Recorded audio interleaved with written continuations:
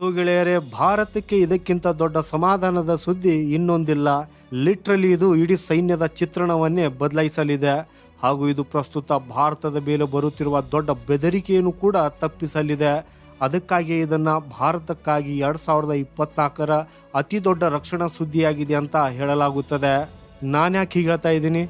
ಈ ಸಂಪೂರ್ಣ ಸುದ್ದಿಯನ್ನು ನೋಡಿದ ನಂತರ ನೀವೇ ಈ ಎಲ್ಲ ವಿಷಯವನ್ನ ಬಹಳ ಈಸಿಯಾಗಿ ಅರ್ಥ ಮಾಡಿಕೊಳ್ಳುತ್ತೀರಿ. ಆ್ಯಕ್ಚುಲಿ ಏನಾಗಿದೆ ಅಂದರೆ, ಭಾರತದ ADE ಅಂದರೆ ಏರೋನಾಟಿಕಲ್ ಡೆವಲಪ್ಮೆಂಟ್ ಎಸ್ಟಾಬ್ಲಿಷ್ಮೆಂಟ್ ಒಂದು ರೀತಿಯಲ್ಲಿ ಇದು ನಮ್ಮ DRDOನ ಶಾಖೆಯಾಗಿದೆ. ಹಾಗೂ ಈ ಸಮಯದಲ್ಲಿ ನಾವು ಇದರಲ್ಲಿ ನಿರ್ಮಾಣ ಮಾಡ್ತಾ ಇರುವ MCAS ಸ್ಟೆಲ್ತ್ ಯುದ್ಧ ವಿಮಾನದ ಹೊರತಾಗಿ ನಾವು ಔರಾ UCAV ಅನ್ನು ಸಹ ನಿರ್ಮಾಣ ಮಾಡ್ತಾ ಇದ್ದೇವೆ. ನಾವು ನಡೆಸುತ್ತಿರುವ ಎಲ್ಲ ಫೈಟರ್ ಜೆಟ್ ಪ್ರೋಗ್ರಾಮ್ಗಳೆಲ್ಲವನ್ನ ಈ ADAನೇ ರನ್ ಮಾಡ್ತಾ ಇದೆ. ಈ ಎಲ್ಲ ಯುದ್ಧ ವಿಮಾನವನ್ನ ಈ ADAನೇ ತಯಾರಿಸ್ತದೆ. ಹಾಗೂ ಇವತ್ತು ಈ ADAಯಿಂದಲೇ ಒಂದು ದೊಡ್ಡ ರಿಪೋರ್ಟ್ ಒಂದು ಹೊರಬಂದಿದ್ದು, ಇದರಲ್ಲಿ ಶೀಘ್ರದಲ್ಲೇ DRDO ಔರಾ UCAVಯ ಬಹಳ ಮಹತ್ವಪೂರ್ಣವಾದ ಟೆಸ್ಟ್ ಅನ್ನು ನಡೆಸಲಿದೆ ಅಂತ ಹೇಳಿದೆ. ಹಾಗೂ ವಿಶೇಷವಾಗಿ ಈ ಟೆಸ್ಟ್ ನೌಕಾಪಡೆಗೆ ಬಹಳಷ್ಟು ಕ್ರೂಷಿಯಲ್ ಆಗಿದೆ. ಆಕ್ಚುಲಿ ಇದು ಆರ್ರೆಸ್ಟರ್ ಬ್ಯಾರಿಯರ್ ಲ್ಯಾಂಡಿಂಗ್ ಸಿಸ್ಟಮ್ನ ಟೆಸ್ಟ್ ಆಗಿದೆ. ಹಾಗೂ ಇದನ್ನು ನಂಬಿಗೆಳೆಯರೆ, ಒಂದು ವೇಳೆ ಓರಾ ಈ ಟೆಸ್ಟ್ ಅಲ್ಲಿ ಯಶಸ್ವಿ ಆದರೆ ಆಗ ನಮ್ಮ ನೌಕಾಪಡೆಗೆ ಇದಕ್ಕಿಂತ ಒಳ್ಳೆಯ ಸುದ್ದಿ ಇನ್ನೊಂದಿಲ್ಲ. ಆದರೆ ಇದರಲ್ಲಿ ಸ್ವಲ್ಪ ತಪ್ಪಾದರೂ ನೌಕಾಪಡೆಗೆ ಈ ಓರಾವನ್ನ ಎಂದಿಗೂ ಪಡೆಯೋದಕ್ಕೆ ಸಾಧ್ಯವಾಗುವುದಿಲ್ಲ. ಇದರಿಂದ ನೀವು ಊಹಿಸಬಹುದು ಈ ಆರ್ರೆಸ್ಟರ್ ಬ್ಯಾರಿಯರ್ ಲ್ಯಾಂಡಿಂಗ್ ಸಿಸ್ಟಮ್ ಎಷ್ಟು ನಿರ್ಣಾಯಕವಾಗಿದೆ ಅಂತ. ಹಾಗಾದರೆ ಏನಿದು ಆರ್ರೆಸ್ಟರ್ ಬ್ಯಾರಿಯರ್ ಲ್ಯಾಂಡಿಂಗ್ ಸಿಸ್ಟಮ್? ಬನ್ನಿ ಗೆಳೆಯರೆ, ಈ ಒಂದು ಸಣ್ಣ ವಿಡಿಯೋದಲ್ಲಿ ಡಿಟೇಲ್ ಆಗಿ ತಿಳಿದುಕೊಳ್ಳೋಣ. ಅದಕ್ಕಿಂತ ಮುಂಚೆ ಈ ವಿಡಿಯೋನ ಲೈಕ್ ಮಾಡುತ್ತಾ ಕಮೆಂಟಲ್ಲಿ ಜೈ ಹಿಂದ್ ಅಂತ ಬರೆಯೋದನ್ನು ಮರೆಯದಿರಿ. ಗೆಳೆಯರೆ, ನೀವು ನಿಮ್ಮ ಸ್ಕ್ರೀನ್ ಮೇಲೆ ನೋಡಿ, ಈ ರೀತಿಯಲ್ಲಿ ಇರ್ತದೆ. ಇದು ಅಂತಹದ್ದೇನು ವಿಶೇಷವಾಗಿರುವುದಿಲ್ಲ. ಇದು ಕೇವಲ ಒಂದು ರೀತಿಯ ರೋಪ್ ಆಗಿದೆ, ಅಂದರೆ ಒಂದು ಪ್ರಕಾರದ ಹಗ್ಗವಾಗಿದೆ. ಇಲ್ಲಿ ಇದರ ಕೆಲಸ ಏನಿದೆ ಅಂದರೆ, ಯಾವುದೇ ಯುದ್ಧ ವಿಮಾನಗಳು ಲ್ಯಾಂಡ್ ಮಾಡಿದಾಗ ಅಥವಾ ಯಾವುದೇ ಡ್ರೋನ್ಗಳು ಲ್ಯಾಂಡ್ ಮಾಡಿದಾಗ ಸಮುದ್ರದಲ್ಲಿ ಅದನ್ನ ಬೀಳದಂತೆ ತಡೆಯುತ್ತದೆ. ಹೌದು ಗೆಳೆಯರೆ, ನಿಮ್ಗಿದು ಒಂದು ಸಾಮಾನ್ಯವಾದ ಹಗ್ಗ ಅಂತ ಅನ್ನಿಸ್ತಾ ಇರಬಹುದು. ಆದರೆ ಆಕ್ಚುಲಿ ಇದರ ಕಾಸ್ಟ್ 5ರಿಂದ ಹಿಡಿದು $10 ಮಿಲಿಯನ್ ವರೆಗೂ ಇರ್ತದೆ, ಅಂದರೆ 50 ಕೋಟಿಗಳಿಗಿಂತ ಹೆಚ್ಚು. ಹಾಗೂ ಇದೊಂದು ಬಹಳಷ್ಟು ಸ್ಪೆಷಲೈಸ್ ರೀತಿಯ ಆರ್ರೆಸ್ಟರ್ ಆಗಿದ್ದು, $100ರಿಂದ $200 ಮಿಲಿಯನ್, ಅಂದರೆ ಸುಮಾರು 1000ರಿಂದ 1500 ಕೋಟಿ ರೂಪಾಯಿ ಮೌಲ್ಯದ ಯುದ್ಧ ವಿಮಾನವನ್ನು ಸಮುದ್ರಕ್ಕೆ ಬೀಳದಂತೆ ಉಳಿಸುವ ಇದರ ಕೆಲಸವಾಗಿದೆ. ಆಕ್ಚುಲಿ ಇದೊಂದು ಪ್ರಕಾರದ ಬ್ಯಾಕಪ್ ಸಿಸ್ಟಮ್ ಅಂತಾನೆ ಹೇಳಬಹುದು. ಯಾವಾಗ ಯುದ್ಧ ವಿಮಾನ ಒಂದು ಏರ್ಕ್ರಾಫ್ಟ್ ಕ್ಯಾರಿಯರ್ನ ಮೇಲೆ ಲ್ಯಾಂಡ್ ಮಾಡ್ತದೆ, ಆ ಸಮಯದಲ್ಲಿ ಆ ಯುದ್ಧ ವಿಮಾನದ ಕೆಳಗಿನ ಸಿಸ್ಟಮ್ ಅಲ್ಲಿ ಇದು ಅಟ್ಯಾಚ್ ಆಗಿಬಿಡ್ತದೆ. ನೀವು ಹೀಗೆ ಅಂದ್ಕೊಳ್ಳಿ, ಒಂದು ವೇಳೆ ಆ ಯುದ್ಧ ವಿಮಾನ ಅಲ್ಲಿ ನಿಲ್ತಾ ಇಲ್ಲ ಅಂತ, ಆಗ ಅದು ಸಮುದ್ರದಲ್ಲಿ ಬೀಳುವ ಸಾಧ್ಯತೆಗಳು ಹೆಚ್ಚಿರ್ತವೆ.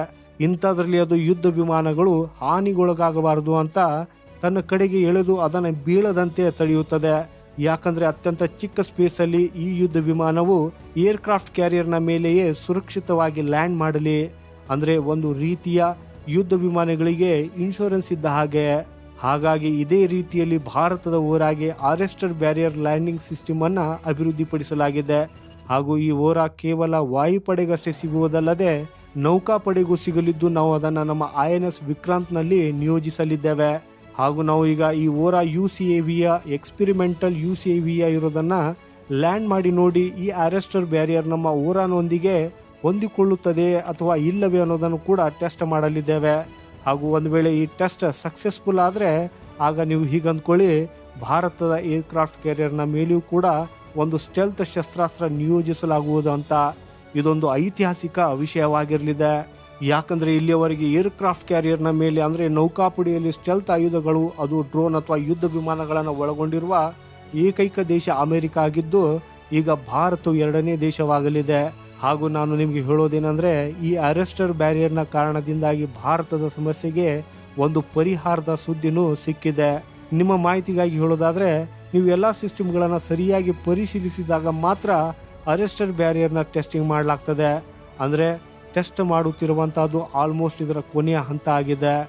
ಅದಕ್ಕಾಗಿ ಅದರ ಡೆವಲಪ್ಮೆಂಟ್ ಬಹುತೇಕ ಪೂರ್ಣಗೊಂಡಿದ್ದು, ಶೀಘ್ರದಲ್ಲಿ ಈಗ ನಮ್ಮ ವಾಯುಪಡೆ ಮತ್ತು ನೌಕಾಪಡೆಗೆ ಈ ಸ್ಟೆಲ್ತ್ ಡ್ರೋನ್ ಸಿಗಲಿದೆ ಅನ್ನೋದನ್ನು ನೀವು ಭಾವಿಸಬಹುದು. ಹಾಗೂ ನಮ್ಮ ನೆರೆಯ ದೇಶಗಳಾದ ಚೀನಾ ಮತ್ತು ಪಾಕಿಸ್ತಾನದ ವಾಯುಪಡೆಗಳು ಸ್ಟೆಲ್ತ್ ಅಸ್ತ್ರಗಳನ್ನು ಹೊಂದಿದೆ. ಆದ್ದರಿಂದ ಇದು ನಮ್ಮ ಸಮಸ್ಯೆಗಳಿಗೆ ಪರಿಹಾರದ ಸುದ್ದಿಯಾಗಿದೆ. ಆದರೆ ಗೆಳೆಯರೇ, ನಮ್ಮ ಹತ್ತಿರ ಯಾವುದೇ ಸ್ಟೆಲ್ತ್ ಅಸ್ತ್ರವಿಲ್ಲ. ಇಂಥದ್ರಲ್ಲಿ ನಾವು ಸ್ಟೆಲ್ತ್ ಫೈಟರ್ ಪ್ಲೇನ್ ಪಡೆಯುವವರೆಗೆ ಇದರ ಸಹಾಯದಿಂದ ಹೆಚ್ಚಿನ ಪ್ರಮಾಣದಲ್ಲಿ ಅವರೊಂದಿಗೆ ಸ್ಪರ್ಧಿಸಲು ಪ್ರಯತ್ನಿಸಲಿದ್ದೇವೆ. ಅದನ್ನು ಎಲ್ಲಿವರೆಗೂ ಅಂದರೆ ನಮ್ಮ ಕಡೆ ಒಂದು ಸ್ಟೆಲ್ತ್ ಯುದ್ಧ ವಿಮಾನ ಬರುವವರೆಗೂ. ಎರಡನೇ ಎಲ್ಲಕ್ಕಿಂತ ದೊಡ್ಡ ಸಂತೋಷದ ಸುದ್ದಿ ಅಂದರೆ ಯಾವಾಗ ನಾವು ನಮ್ಮ ಸ್ವಂತದೇ ಮೊದಲ ಸ್ಟೆಲ್ತ್ ಅಸ್ತ್ರವನ್ನು ಅಂದರೆ ಆರಾ ತಯಾರಿಸುತ್ತೇವೆ, ಆಗ ಇದರ ಎಕ್ಸ್ಪೀರಿಯನ್ಸನ್ನು ಉಪಯೋಗಿಸುತ್ತಾ ಆದಷ್ಟು ಬೇಗ ಎಮ್ಕಾ ಅನ್ನೋ ಹೆಸರಿನ ಸ್ಟೆಲ್ತ್ ಯುದ್ಧ ವಿಮಾನವನ್ನು ಕೂಡ ಮಾಡಲಿದ್ದೇವೆ. ಇದರಿಂದ ಈಗ ಅದರ ಡೆವಲಪ್ಮೆಂಟ್ ಕೂಡ ಬಹಳಷ್ಟು ವೇಗವಾಗಿರಲಿದೆ. ಸೊ ಗೆಳೆಯರೆ, ಈ ಮಾಹಿತಿ ನಿಮಗೆ ಇಷ್ಟವಾದರೆ ಈ ವಿಡಿಯೋಗೆ ಲೈಕ್ ಮಾಡುತ್ತಾ ಕಮೆಂಟ್ ಬಾಕ್ಸಲ್ಲಿ ಜೈ ಹಿಂದ್ ಅಂತ ಬರೆಯೋದನ್ನು ಮರೆಯದಿರಿ. ಸಿಗೋಣ ಮುಂದಿನ ಮತ್ತೊಂದು ಇಂಟ್ರೆಸ್ಟಿಂಗ್ ವಿಡಿಯೋದೊಂದಿಗೆ. ಅಲ್ಲಿವರೆಗೂ ವಂದೇ ಮಾತರಂ, ಭಾರತ್ ಮಾತಾ ಕಿ ಜೈ.